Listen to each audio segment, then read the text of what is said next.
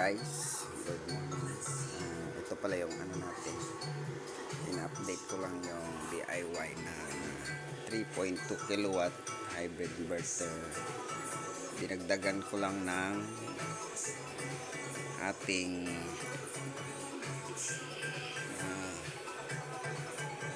tawag ito, yung 6-in-1 multifunction digital meter. Tsaka in-update ko rin itong isa kong ETS. Pinalitan ko ng uninterrupted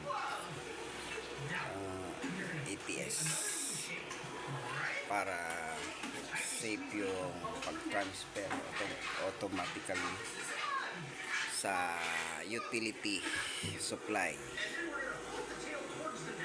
Tsaka para hindi rin mag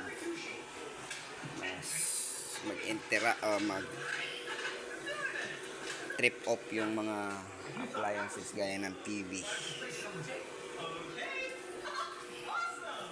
Tsaka itong ating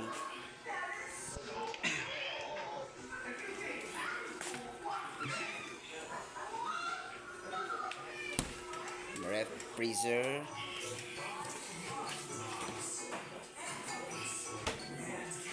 yung tsaka itong ating maliit na 600 watts na ice maker,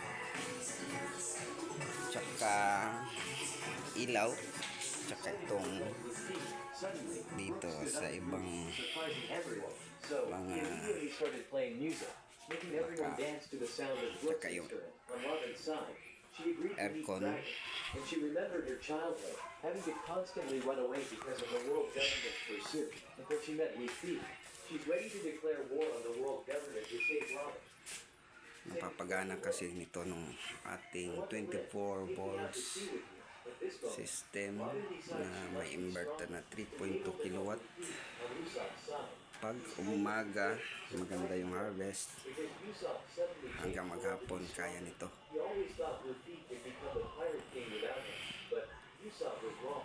Pag gabi yung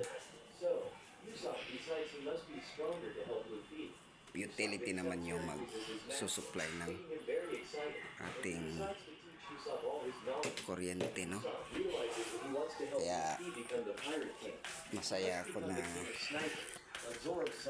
gumana na yung DIY na setup ko. Saka kung may tanong, kung kaya ko lang sagutin, huwag na atubiling mag-message lang, no? Thank you.